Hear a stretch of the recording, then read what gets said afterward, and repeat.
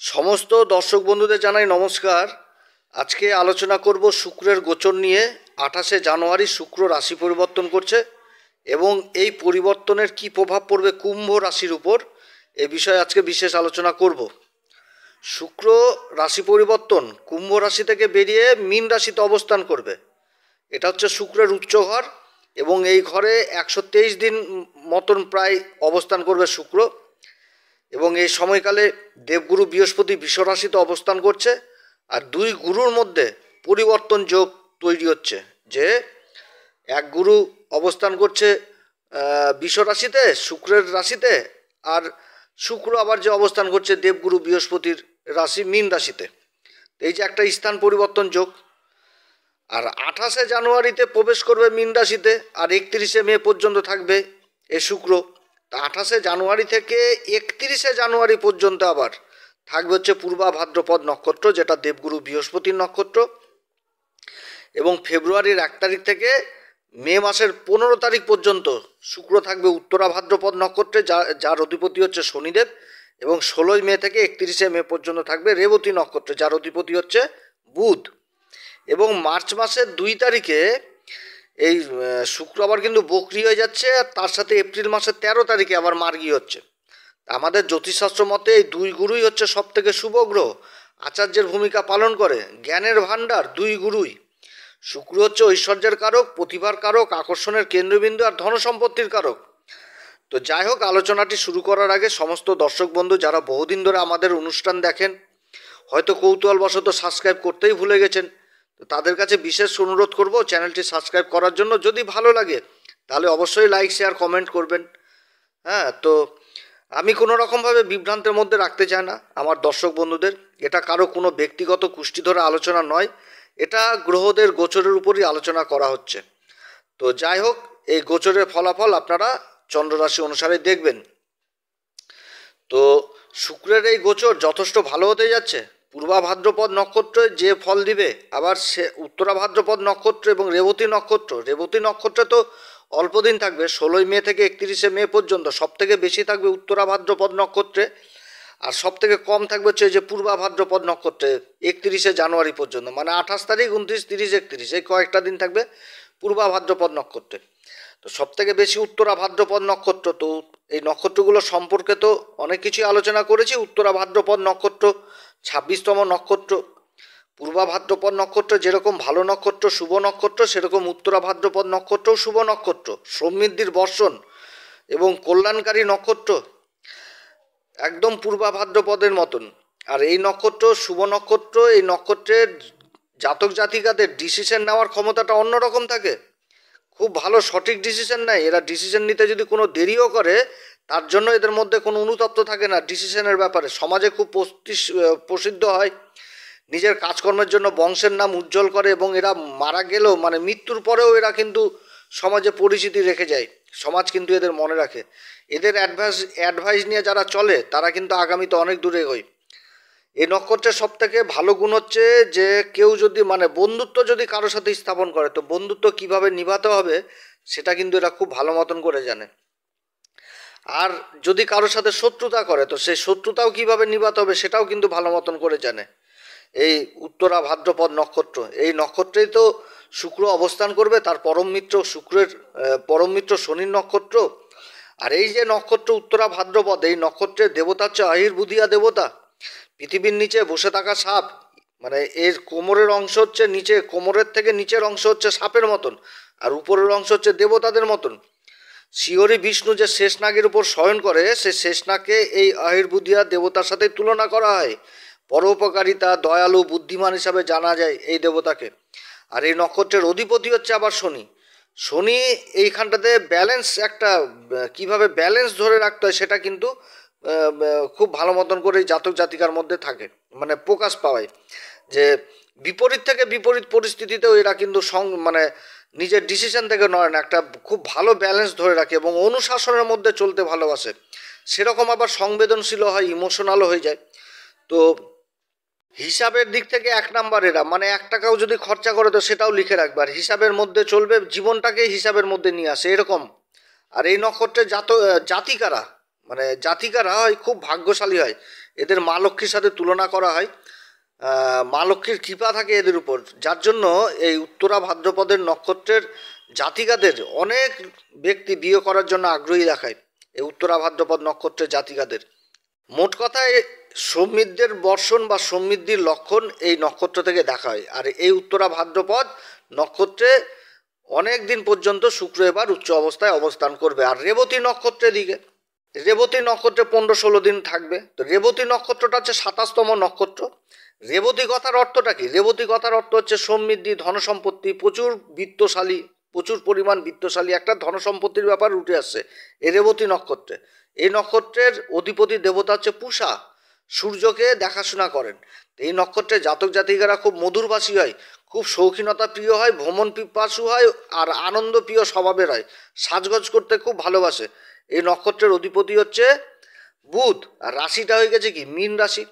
তো মীন রাশির অধিপতি কি দেবগুরু বৃহস্পতি, তাহলে দেবগুরু বৃহস্পতির সংস্পর্শে বুধ চলে আসলো, যার জন্য এদের মধ্যে একটা কল্যাণকারী স্বভাব থাকে, যে কারো কিন্তু কোনো সময় ক্ষতি চাওয়া এরকম কিন্তু এরা পছন্দ করে না, এবং ঈশ্বরের প্রতি বিশ্বাসী হয়, আশাবাদী হয়। আর মীন রাশিতে আবার বুধ নীচ হয়ে যায়। এদের মধ্যে কিন্তু আবার আরেকটি স্বভাব থাকে, সেটা কি মাঝে মধ্যে এরা শিশুর মতন হয়ে যায়, শিশু সুলভ আচরণ করে। আর যাকে খুব ভালোবাসে বা নিজের যে লোক, তাকে কিন্তু আবার খুব সন্দেহ করবে।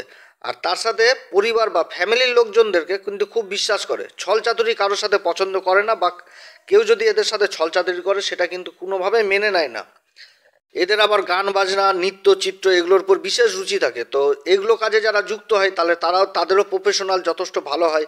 এছাড়া খাবারের কাজের সাথে বা লিকুইড জাতীয় কোনো তরল পদার্থের কাজে, দামি পাথর, যেহেতু এটা মানে অথই সমুদ্রর জল, তো নিচে পাথর জন্মায়, তো এই পাথরের ব্যবসা ভালো, দামি দামি পাথরের যারা কাজ করে তাদের জন্য যথেষ্ট ভালো। ইঞ্জিনিয়ারিং লেভেল, তারপরে খোঁজ চিন্তাভাবনা, একটা বিজ্ঞানী চিন্তাভাবনা, চিকিৎসা জগৎ, এগুলো কাজে যারা যুক্ত থাকে তারা কিন্তু এই রেবতী নক্ষত্রের খুব উন্নতি করে।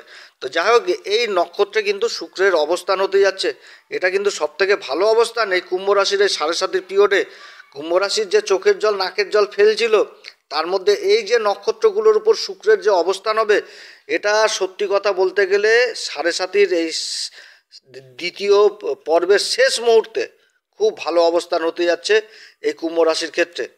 এই সময়কালে যদি পৈতৃক সম্পত্তি নিয়ে কোনো বিবাদ থাকে, সেই বিবাদের মীমাংসা হবে এবং জাতক জাতিকা পৈতৃক সম্পত্তি লাভ করবে। কুম্ভ রাশির ক্ষেত্রে শুক্র হচ্ছে কি সুখের ঘরের অধিপতি এবং ভাগ্যের ঘরের অধিপতি হয়ে ধন সম্পত্তির ঘরে অবস্থান করছে, তাও আবার উচ্চ অবস্থান। এবং দেবগুরু বৃহস্পতি অবস্থান করছে আবার কেন্দ্রে এই বিষ রাশিতে, যেটা হচ্ছে শুক্রেরই রাশি। এবং দুই গুরুর মধ্যে অবস্থান পরিবর্তন, একটা স্থান পরিবর্তন যোগ তৈরি হয়েছে, যেটা যথেষ্ট ভালো সময়। এবং রাশির উপর শনি অবস্থান করছে, রাশির অধিপতি শশ নামক পঞ্চমহাপুরুষ যোগ, তার সাথে আবার মার্গী অবস্থায় দেবগুরু বৃহস্পতির নক্ষত্র পূর্বা ভাদ্রপদে অবস্থান করছে, এটাও যথেষ্ট ভালো অবস্থান। কর্মক্ষেত্রে মান সম্মান বৃদ্ধি যথেষ্ট পাবে এই কুম্ভ রাশি জাতক জাতিকাদের। এবং এই সময়কালে বহু কুম্ভ রাশি জাতক জাতিকাদের তীর্থ ভ্রমণ হবে, বন্ধু বান্ধবদের সঙ্গ পাবে, আত্মীয় স্বজনদের সাথে সম্পর্ক ভালো হবে, যথেষ্ট সুখ বৃদ্ধি হবে। এই সময়কালে মুখের কথা খুব ভালো হবে, মিষ্টি ভাষী হয়ে যাবে। এবং কর্মক্ষেত্রে মুখের কথা যথেষ্ট দাম থাকবে, না হওয়া কাজ মুখের ভাষার জন্য এগোবে। এবং কর্মক্ষেত্রে নিজের কথার দ্বারা অপরকে প্রভাবিত করতে পারবে।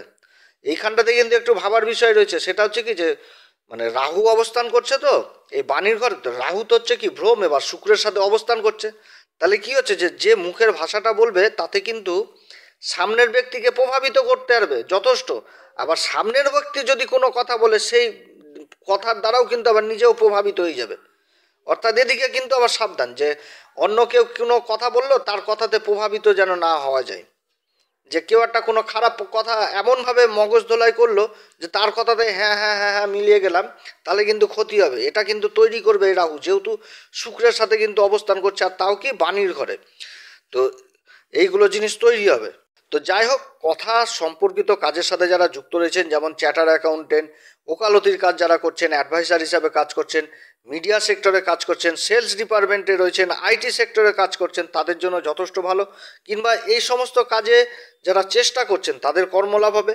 সোশ্যাল মিডিয়াতে যারা যুক্ত রয়েছেন, ইউটিউবার, সিনেমা জগতের সাথে যারা যুক্ত রয়েছেন, ক্যারিওগ্রাফি, ফটোগ্রাফি, তারপরে যারা ইনস্টাগ্রামে যুক্ত রয়েছেন, ফেসবুকে যুক্ত রয়েছেন, তাদের কাজকর্ম যথেষ্ট এগোবে, যথেষ্ট সুখ বৃদ্ধি হবে এই সময়কালে। যারা স্ত্রীবর্গীয় ব্যবসার সাথে যুক্ত রয়েছেন, অলংকারের ব্যবসা, জুয়েলারির ব্যবসা, কসমেটিকের ব্যবসা, সুতির কাপড়ের রেডিমেড গার্মেন্টের কাজ, এই সমস্ত কাজে যারা যুক্ত রয়েছে, তাছাড়া যারা খাবারের কাজের সাথে যুক্ত রয়েছে, কারণ দ্বিতীয় ঘর থেকে তো খাবার দাবারও বিচার করা হয়, তো খাবারের প্রোডাক্টের সাথে যারা যুক্ত রয়েছেন তাদের কাজ, হোটেল ব্যবসা, ক্যাটারিংয়ের কাজ, রেস্টুরেন্টের কাজ, এগুলো কাজে যথেষ্ট ভালো মানে হবে এক কথায় এই কুম্ভ রাশির ক্ষেত্রে। যারা আবার লাক্সারি আইটেম, লাক্সারি কাজে যুক্ত রয়েছেন তাদের জন্য যথেষ্ট ভালো।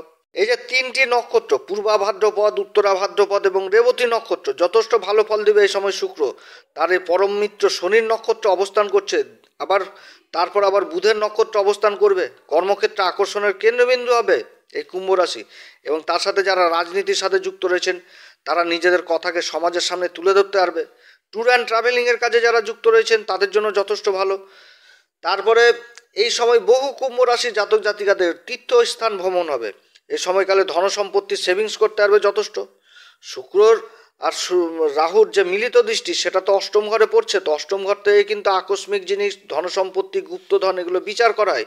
তো বহুদিন ধরে আটকে থাকা টাকা, ইন্স্যুরেন্সে ম্যাচুরিটি ক্লেম কিংবা কোনো প্রভিডেন্ট ফান্ডের টাকা, এই সমস্ত পাওয়ার সম্ভাবনা রয়েছে। কোনো তারপরে পৈতৃক সম্পত্তির জনিত যদি কোনো বিবাদ থাকে বা বিবাদিত কোনো যদি সম্পত্তি থাকে, তারও কিন্তু এই সময় থেকে অর্থ লাভ হওয়ার প্রবল সম্ভাবনা থাকছে। তবে শুক্র আর রাহুর জুতি দ্বিতীয় ঘরে তৈরি হচ্ছে, তো খাবার দাবারের ঘর আর দ্বিতীয় ঘরে রাহুর অবস্থান। রাহু হচ্ছে তামসিক গুণ প্রকাশ করবে আর শুক্র হচ্ছে কি ভোগবিলাস, আনন্দ ফুর্তি। তাহলে এই সময়কালে এই গুণগুলোও কিন্তু উঠে আসবে, যে আনন্দ ফুর্তি, খাবার দাবার, একটা বাজে আচরণ, এগুলো কিন্তু চলে আসবে কুম্ভ রাশির। এবং নিজের চরিত্রের দিকেও যথেষ্ট খেয়াল রাখতে হবে, কারণ রাহু আর শুক্র তৈরি করছে কিন্তু লম্পট যোগ আর দৃষ্টি দিচ্ছে হচ্ছে অষ্টম ঘরে। তাহলে যদি কোনো রকম গোপন অ্যাফেয়ার থাকে তাহলে কিন্তু এই জিনিসগুলো উঠে আসবে, যে কোনো গোপন সম্পর্ক, প্রণয় ঘটিত সম্পর্ক, এই সমস্ত উঠে আসার কিন্তু প্রবল সম্ভাবনা থাকছে। এদিকে যথেষ্ট সাবধান। এবং তার সাথে বিপরীত লিঙ্গের প্রতি যথেষ্ট আকর্ষণ থাকবে। স্ত্রী হলে পুরুষের প্রতি, পুরুষ হলে স্ত্রীর প্রতি একটা আকর্ষণ থাকবে এই সময়। এই দিকে যথেষ্ট সাবধানে থাকতে হবে। তো যাই হোক, অনেক কথাই আলোচনা করলাম এই কুম্ভ রাশির সম্পর্কে। তা আমি যে গ্রহের সম্পর্কে আলোচনা করলাম, হ্যাঁ, এই এত সুন্দর একটা প্রভাব দিতে যাচ্ছে এই কুম্ভ রাশিকে। এবার দেখা গেলো কারো জন্মছকে এই গ্রহগুলোই আবার খারাপ, তখন কি হবে, যে ক্ষমতায় ফলটা একটু কম পাবে। তো সেই সমস্ত জাতক জাতিকাদের কাছে বিশেষ অনুরোধ করব, আপনারা আশেপাশের ভালো জ্যোতিষীর কাছে অবশ্যই পরামর্শ নেবেন। আমাদের ফোন নাম্বার দেওয়া রয়েছে, প্রয়োজন মনে করলে আমাদের সাথেও যোগাযোগ করতে পারেন। তবে আমাদের শুল্ক লাগু থাকবে, আর আমরা 10 জনের বেশি দেখি না। আমাদের কাছে যোগাযোগ করলে একটু সময় দেওয়া লাগবে। তো যাই হোক, যেটা ভালো হয় সেটা করবেন। আর তারপরে হচ্ছে যে এই সময়কালে প্রত্যেক দিন হনুমান চল্লিশা, বজরং বাণ এগুলো পাঠ করবেন। এগুলো পাঠ করার আগে শ্রীরাম সীতার প্রণাম মন্ত্র অবশ্যই করবেন। গাই গরুর সেবা দিবেন, গাই গরুকে সবুজ জাতীয় খাবার, তারপরে হচ্ছে সবুজ জাতীয় খাবার এগুলো খাওয়াবেন। এছাড়া মা ভগবতী মাকে শুক্রবার করে লাল পুষ্প অর্পণ করবেন, তাতে যথেষ্ট ভালো ফল এ সময় পাওয়া যাবে। তো অনেক কথা আলোচনা করলাম। যদি এই পরামর্শ সত্যিই আপনাদের কাছে ভালো লাগে তাহলে এই অ্যাস্ট্রো এসএম বাংলা চ্যানেলকে নিজের ভেবে সাবস্ক্রাইব করবেন। আপনারা সবাই ভালো থাকেন, ঈশ্বর আপনাদের সবার মঙ্গল করুক। আপনার ফ্যামিলির প্রত্যেকটা মেম্বারের উপর যেন ঈশ্বরের কৃপা দৃষ্টি থাকে, এটাই প্রার্থনা করি। আপনারা সবাই ভালো থাকেন। এরপরে আবার আসবে একটি নতুন পর্ব নিয়ে। নমস্কার, ধন্যবাদ।